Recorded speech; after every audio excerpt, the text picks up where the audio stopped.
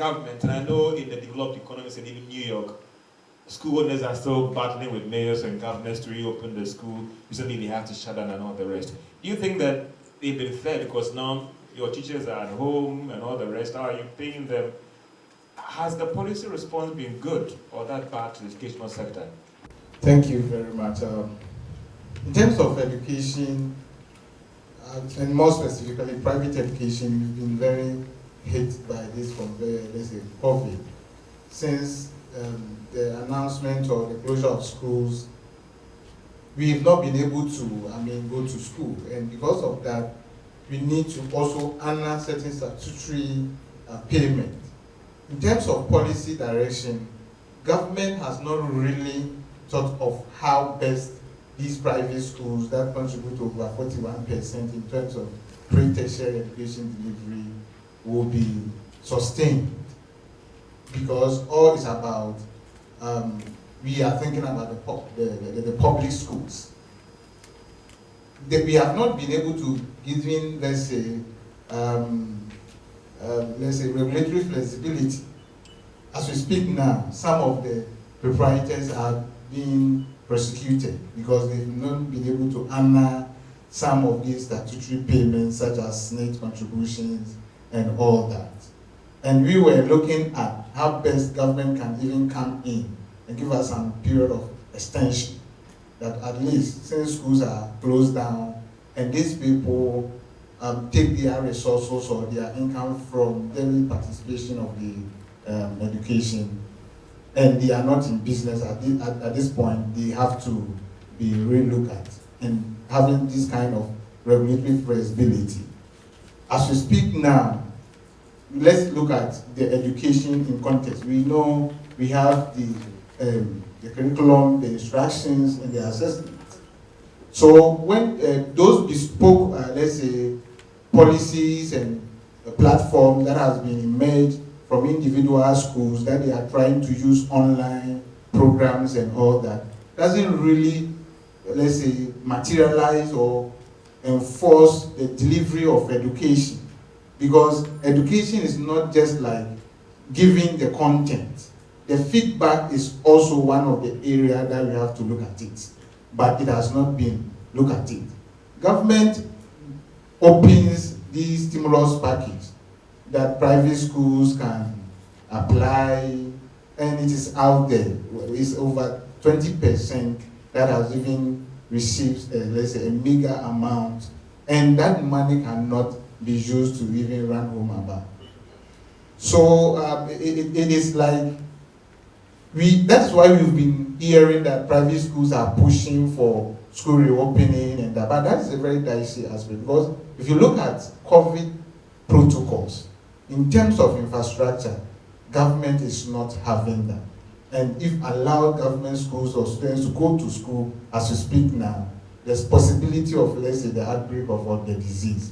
But private schools also do. So it becomes very difficult for government to say that, okay, let the private schools go to school and let the public schools also be in the home at this point in time. Do I get from you, sorry to just to cut in, but do I get from you that you wanted more incentives to the private sector, a special dispensation for your sector, and that is what you wanted, because other schools outside, they're looking at how they can move to the tech space and still reach out to people and people pay and all the rest. But it appears that in your case, you're in up in arms and government still has to come in. No, let us understand the dynamics of private education in Ghana very well. We have three categorization of private education. We have the elite groups that constitute over 5%. And then we have the mission and affiliates or religious faithful schools, that is 25%. The major percentage is the low fee paying schools. And these low fee paying schools are scattered across the country, and they are over 70%. In terms of infrastructure, let's say the technological aspect that you are talking about is highly costly as we speak now.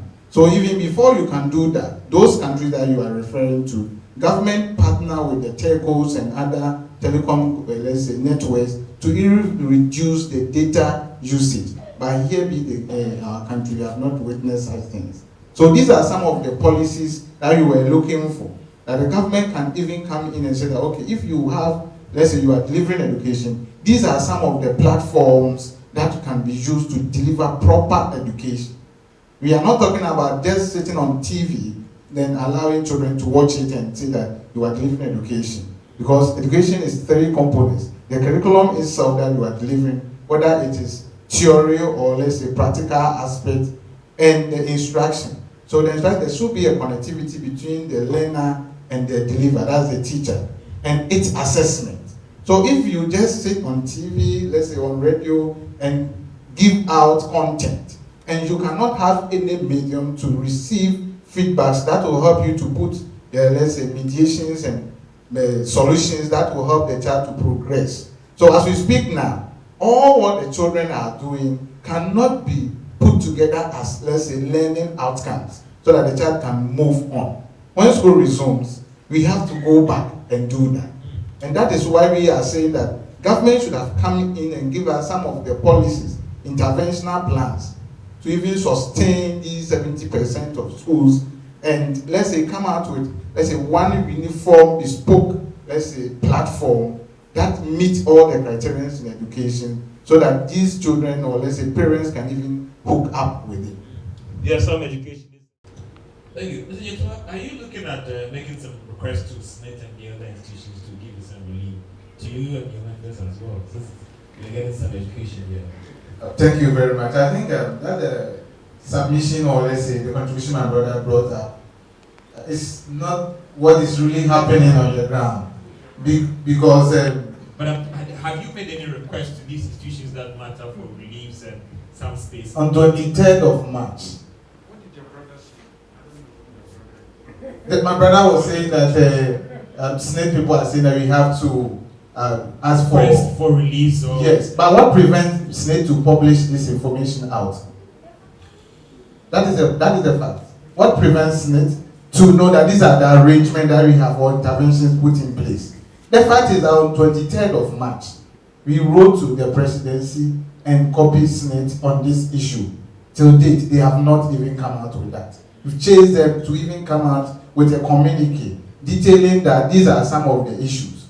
Why do you go ahead and prosecute somebody that has his or her work has been shut down almost a year? Even if the person is having any arrests or what? You see, this is the reason why over, let's say, the last time that was somewhere in May, we checked, over 94,000 teachers has been sacked. Because keeping the teachers in your books, it means that you have to fulfill these issues. You understand? And nobody is ready to face it. Yesterday, it was in our office that somebody came in with a letter. The person has already been written to SNIT. I have to even speak to the national prosecutor. And he's saying that we are doing our work and all that. We were talking about flexibility in terms of regulations. And if you have, as an institution, you have developed this intervention, you just come out and publish it. That these are some of the things that we are doing.